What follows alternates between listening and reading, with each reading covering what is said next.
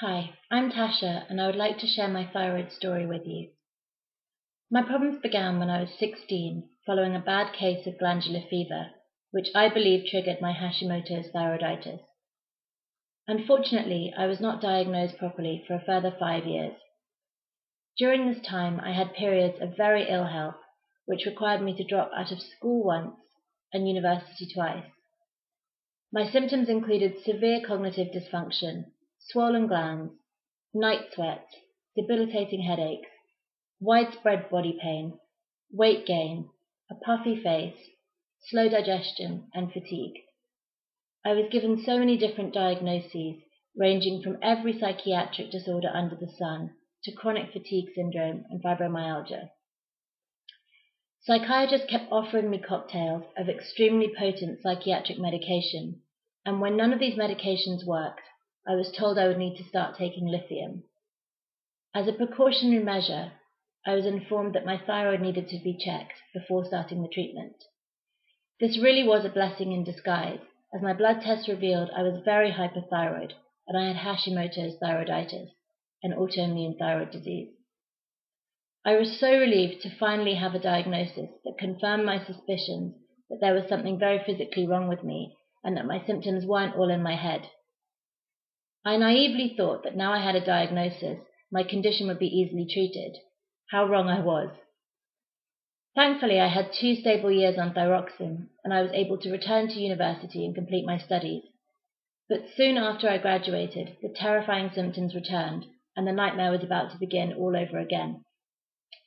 I demanded copies of my lab test results from my GP, and it turns out my thyroid had been going increasingly underactive during the last few months of my degree. However, I was not informed of this, and so my thyroxine was never increased, despite the fact my thyroid gland was being progressively killed off by the autoimmune disease. I've been sick for the past 3.5 years, and it's been a living hell. Despite my clear diagnosis, abnormal thyroid blood test results, and ultrasound scans, doctors have refused to believe that my thyroid could be responsible for my ill health. I've consulted 40 doctors in 3 different countries, and not one of them has managed to get me well, as they have insisted that I'm suffering from either ME or a psychiatric disorder.